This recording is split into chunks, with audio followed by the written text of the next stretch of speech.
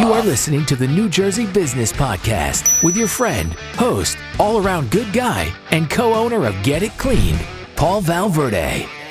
Now, on to the show. What's going on, New Jersey? Thank you very much for listening and viewing.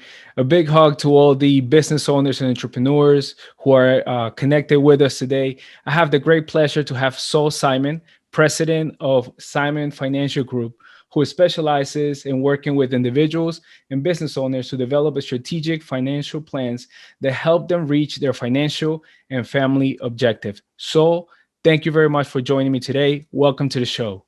Thanks very much, Paul, for having me.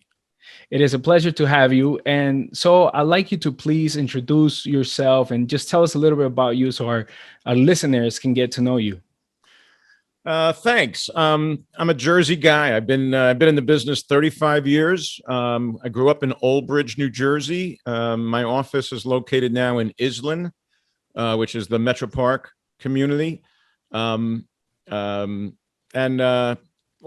coincidentally, recently just opened an office down in Boca Raton, Florida, nice. To help service and expand the practice. I have a couple staff people that work with me, David, Christina, Gary. I'm divorced. I have 2 kids. I'm involved with a woman for 9 years who's great, and we're friends. And I just love educating people about money. It's, I just really love to just make a difference and give people insight as to having clarity and understanding as to what it is they're facing, what are they trying to accomplish. And everybody has a guy, everybody has a woman. So I'm an add-on. I published a book back in 2013 called Simon Says, Love Your Legacy, a guide to financial education for you and your family. And I play the Simon Says marketing piece a little bit with respect. That's Saul. Well, so how did you become involved with the financial planning industry?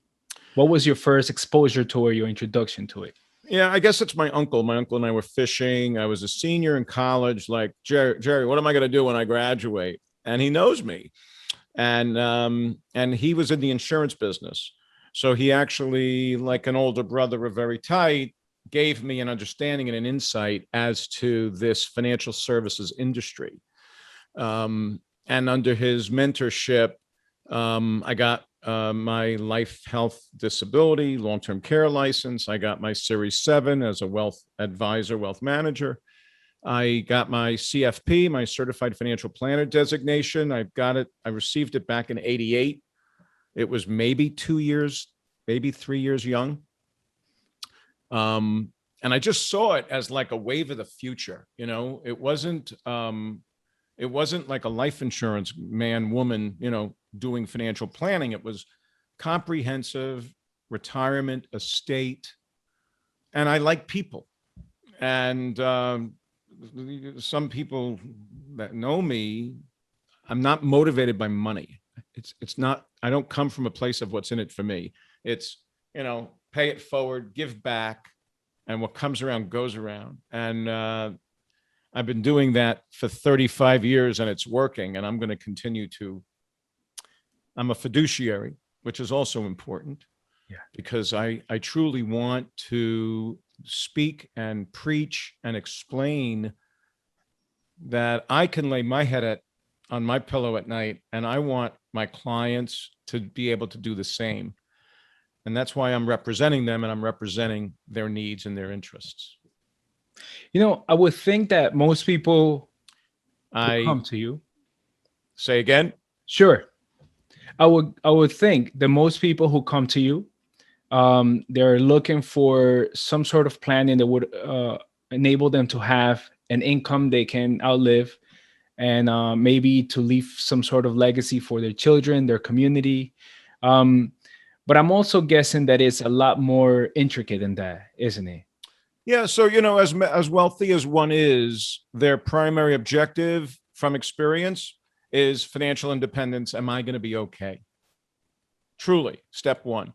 Yeah. And granted, everybody lives a certain lifestyle. Everybody lives a certain, method maybe 2 houses or 3 houses or what have you, and transportation, and golf country clubs. But ultimately, it's like my book, Love Your Legacy. What are your wishes? Who do you want to get what, when, where, how? You want it to be as clean as possible. You want your family to continue to be able to eat dinner on a weekly or during the holidays so that there's no aggravation and upset, because we've all seen problems when it comes to money and belongings. And I share these values, and I get to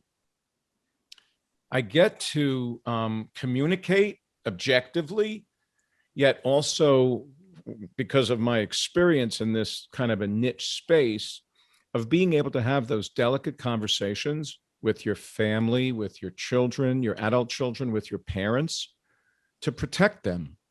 And you're not coming from money and what's in it for me. You're coming from a place of, Mom, Dad, I never want to look at you and ask you a question and you can't answer it. I want to follow your wishes. I want to do what it is you want me to do for you because I love you and I want to provide and do for you. And yeah, that's about money and that's about documents. And so, it's like when I ask to review someone's financial holdings, I'm looking at the big picture. I'm taking a 10,000-foot overview of someone's insurance, investments, legal, tax. And I'm seeing, when I do this from a 10,000-foot perspective, I see coordination gaps. I see missed financial planning opportunities, because everybody has a guy, I said that before, or a woman advisor that helps them. But it's my experience that no one is doing the comprehensive overview. And there's a lack of coordination or teamwork. There's a lack of collaboration amongst all these different people. So when I'm looking at, LLC agreements, real estate holdings, buy, sell, operating, pre-nuptial, post-nuptial agreements, a tax return, various insurance policies, either owned by themselves or maybe by a trust, and other trust documents, it's confusing. And after I obtain this information and I do a little Q&A with the consumer, I get to see and share and show, if it's 3 or 4 pieces, it's like, go tell your advisor to tweak and fix this. But very often there's a number of items that are not taking advantage of the current rules and laws.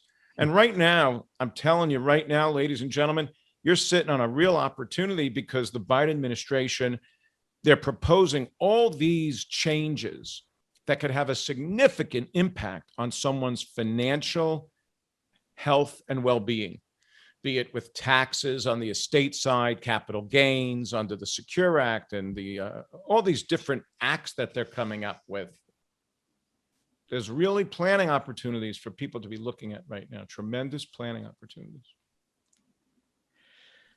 So when someone reaches out to you, what is the process that will go through? I know you mentioned you will have to look at all the data, financial data they have, et cetera. But can you walk us through from the first point of contact? What is the approach or the steps that you go through? Yeah. So they probably contacted me through a referral or an introduction from, the people in my life that have seen me, touched me, and understand my style or my method.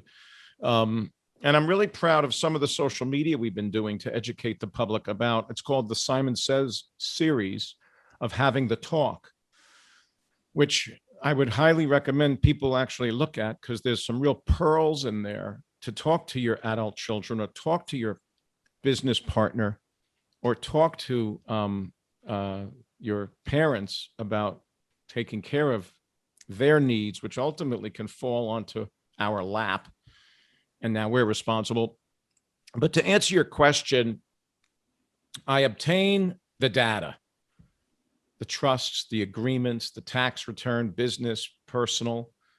insurances, looking at ownership beneficiary arrangements, looking at those prenuptial agreements, LLC agreements. It's almost like I'm acting as someone's personal CFO. And I don't mean it's me, I mean my team and I, Of course. because I can't do anything by myself anymore. Things have gotten so complex. And when I obtain this information, I then do a Q&A with the consumer and I ask questions. Tell me what your thoughts are. What are you trying to do? Is this true? And sometimes right there, we're uncovering an area where it's like, whoa, I don't have a relationship with that person anymore, or something's changed, or maybe I had a child, a new child, a grandchild, one of my kids got married. And I come back with an engagement proposal. I come back with, I take 3 inches of documents or more, which is someone's Ambien, and I bring it down to maybe 5 or 6 pages.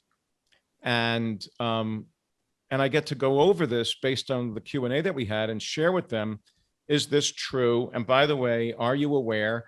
And here's some coordination gaps. Here's some missed planning opportunities that, frankly, based on your net worth, could be hundreds of thousands or millions of dollars, which is a lot of money. And I also am looking at fees. I'm looking at fees. 2 things. One, it's my experience that people are having their money managed and they're paying an excessively high amount of money. They just are, but they don't see it or they realize it, number one. Number 2, in the insurance space, we're actually living longer now, which means the cost of insurance has gone down because we're living longer. So when I'm looking at a review of someone's life insurance policy that they had for 20 years, and they're healthy, and I do an analysis with their permission, there could be a 30% premium savings for the same death benefit because I was managing the insurance process. Just like you manage your mortgage refinance or you manage your investment or taxes, you need to manage insurance. Insurance is not a buy and hold asset. So that is some of the work that I do in that process. And then I quote a fee. I work I work on a fee, and I'm a fiduciary. So here's the fee. You could choose to hire me or not, hire us or not. And very often we get hired. 9 times out of 10, we get hired. And also people really appreciate the value that we brought because we brought to them pieces, points that they just weren't aware of. I mean, they just weren't aware. We're all busy human beings. We're busy going, running, doing. And not that many. Sometimes something really has to happen in life for someone to create a reaction and look over their financial holdings. And because they find it overwhelming, they find it, they don't really know a lot about it, or they think they've done what they could do. I tell people, in April, or depending on when you file your tax return, you're sitting down with your CPA and looking at all those last minute opportunities or deductions, exemptions or credits that we can qualify for. I tell people that after you've done all that and you think you really have it done, that's when people call me in and my team to look over someone's situation, to provide another assessment.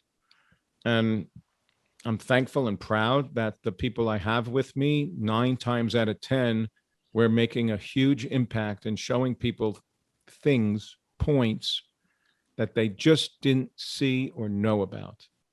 And that makes me happy. You mentioned your team a few times. Can you share a little bit about how you went about teaming up with the people who work with you? Yeah, so I'll start off with David. David came aboard about 7 years ago. David was a corporate finance guy in the corporate marketplace for 25 years, and realized he did well for himself, and he didn't want to go to the next job, and he wanted to build his own financial planning practice and get into this space. And we met, and he came aboard and joined my practice. He's made a huge impact on our business. putting in various disciplines and structures and systems in place that, frankly, I did not have at the time. And then we brought on Christina. Christina is our right arm. She's pleasant, lovely, beautiful, loves people, and has wonderful conversations with our clients, and sometimes knows more about my clients than, quote, I do, because of the relationship and the rapport of servicing one's needs. And then I have Gary, Gary and I, he has his own business, but we do a lot of work together because I look at my business as it's like a franchise.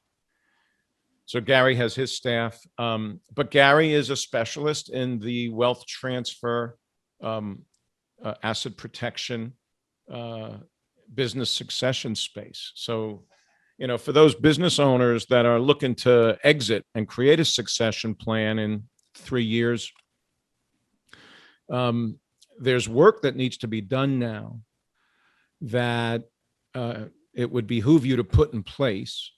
And there's these really great surveys that we have available, which if anybody's interested, they can contact me or you, Paul, and I'll send them to them. It's my pleasure. It's gratis.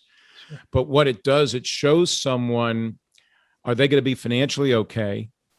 And are they mentally ready or okay to start to exit out of the business? Because the business, as in my case, is another child. I've built it, I've created it, I've got to watch it grow and prosper. And I cannot be the business. So that means I had to delegate, I had to recruit, reward, retain important people to help me run this thing called a business. And we put together some really creative strategies to help business owners to implement these various strategies, techniques, sometimes inexpensive methods of being able to produce a result that provides the golden handcuff, or the phantom stock, or the, quote, equity of a business, without having to spend thousands of dollars on legal fees and create a lot of work. And if anybody needs those surveys, it's they're really cool. They're really great surveys. And there's because a lot of us use the business as another pocket. Car insurance, cell phone, various meals and expenses. If I'm going to sell my business, I need to, figure out how much money was I using out of that business pocket to be able to take care of my living expenses and my lifestyle. So what we do, and this is financial planning 101, is we do some financial modeling. We do some financial modeling, coming up with a financial story as to, if we do it this way, this is how it's going to look. At 72 years old, I have to take money out of my retirement account as a required minimum distribution. Let's show that amount of money coming out. I want to send the grandchildren to college. I want to make gifts. I don't know if I could afford to make gifts. The estate tax law changes right now. They're thinking about taking our current exemption of about $11.7 per person down to maybe $3 to $5 million per person. And there's real creative strategies that we can be using to gift or to change stock ownership. We've been doing that a lot. I'm not a lawyer, but we've been showing and suggesting having a valuation of your real estate or your business, often being able to create discounts so that we can then change the stock ownership from A to B, from voting to non-voting, and being able to gift the non-voting shares into an account that escapes the estate tax, escapes a grant. We can put a provision so that as a generation skipping, so the grandchildren don't have to pay a tax on the money. And there's ways to do this so that I can even give my wife access to the money. And as long as we're married, she could always access the money for us. So there's some creative things that we're doing and sharing with people that I just get turned on to. I could keep talking. I'm going to shut up. Sorry. No, you're doing great, Saul. Thank you. You're educating us all, and I appreciate that. Um, I also would like to know, what do you find are the most common misconceptions from people about your industry? Well,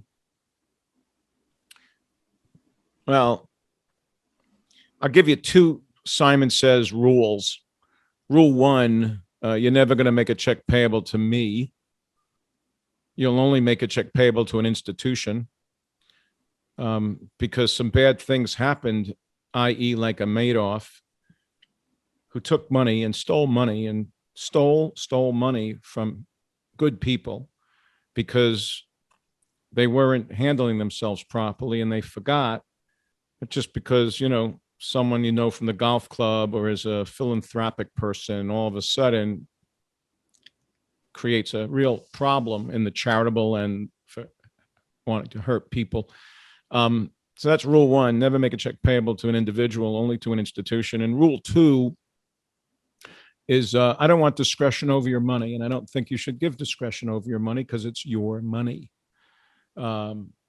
Working with an advisor, I look at myself as a coach. I look at myself as someone that can hopefully educate people in a way that they understand what it is we have determined is an issue, a concern, or a problem that we want to address and fix. And there's different ways to fix things. When I said earlier about putting my head on my pillow at night, I could sleep very sound. My parents taught me to never lie and always tell the truth. The truth and you share with people what you're doing, how you're doing it, everything is going to be fine. So when I sit down and educate people, I get to show them those models that I talked about before so that they themselves, we together, they can choose what is the best method of being able to produce the result. For example, I have a son in the business. The son's going to take over the business. And I've got two other kids, a lawyer and a doctor. And the lawyer and the doctor are doing well financially. Well, if I'm giving my son that has the business a certain value, maybe I want to equalize the gift from my wife and I to the other two children so that there is equality. But I also, and this is really, really important, I need to do it so that it's effective and efficient, because I literally ran across a situation probably in the past 6 months where I was working with a car dealership, 3 kids, real story. And because of the way they structured the gift of the business to the child, the 2 other children were going to be paying estate taxes on the value of the business, which ultimately was coming out of the sister and the brother, doctor lawyer's share, discriminating against the son who received the business and helping the son who got the business and hurting the daughter and the lawyer and the doctor. And that was just a little of a haphazard planning area with the lawyer. And it wasn't intentional. It just, something kind of dropped where, they didn't take the time to address something, because when I get a letter from a lawyer for 8 pages, it's hard to digest it, and I just file it.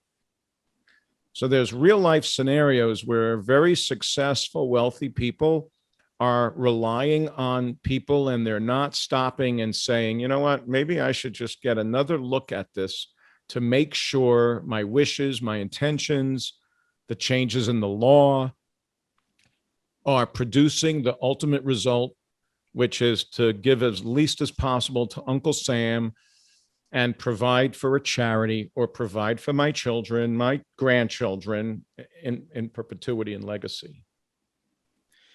Is there a right timing for which or in which people should be reaching out to you or someone like you? Is there a phase in their life in which, no, that's too early or that's too late and this is the right time? I had an electrician at the house today, and he was being of help, and he was a nice guy, and he worked with the electric company. And I don't understand electricity. I'm not handy. And I was just being authentic to say that. I said, when it comes to like helping you with your children and your college education, when it comes to helping you with like your retirement plan and a 401k plan, I was trying to speak to this gentleman's scenario. He's got kids, he's going to save for college. Maybe he's got his parents alive. Maybe he's got, a married, a mortgage.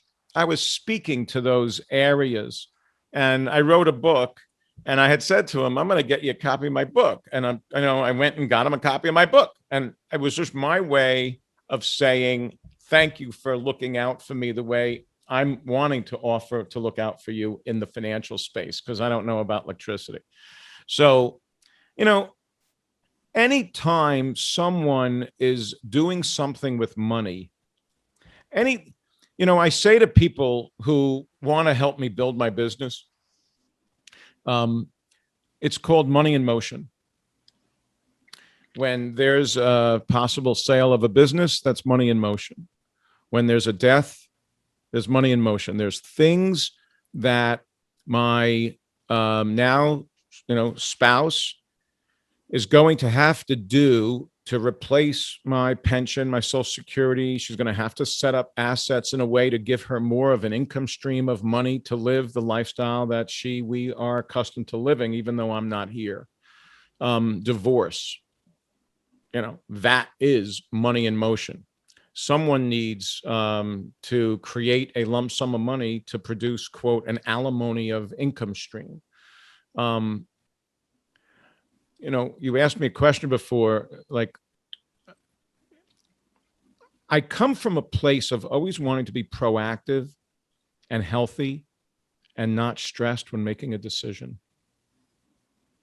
Human beings often have to have something occur to create a reaction to now go fix something.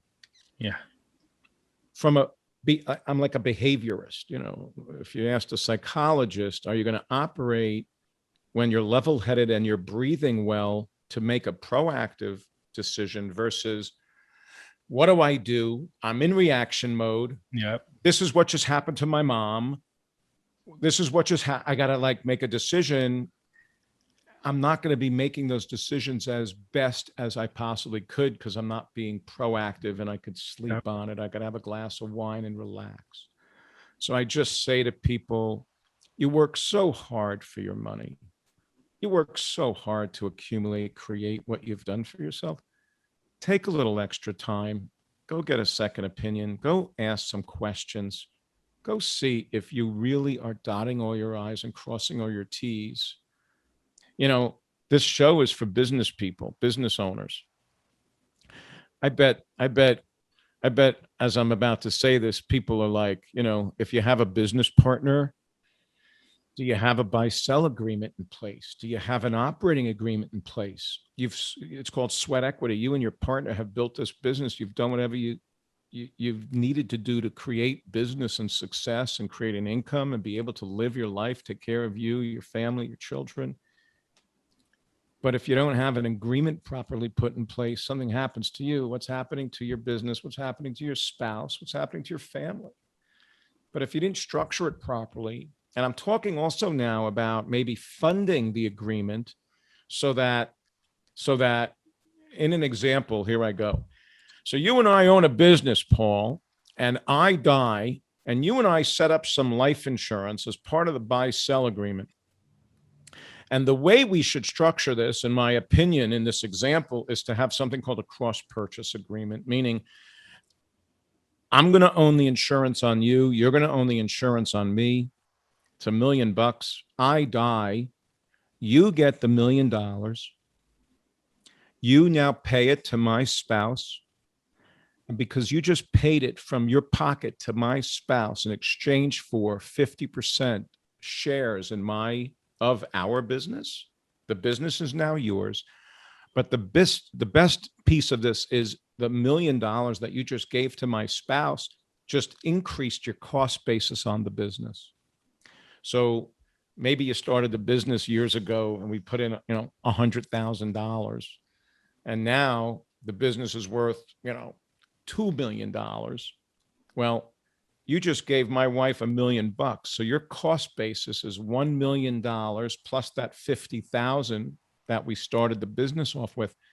So that when you sell the business, say at 2 million, you're not paying capital gains tax on $1.9 million.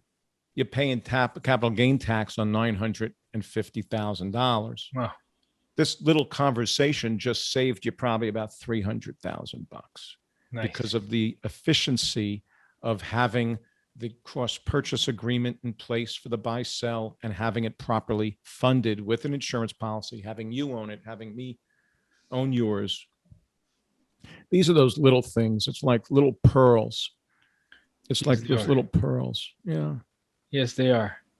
Well, so it's been a pleasure speaking with you.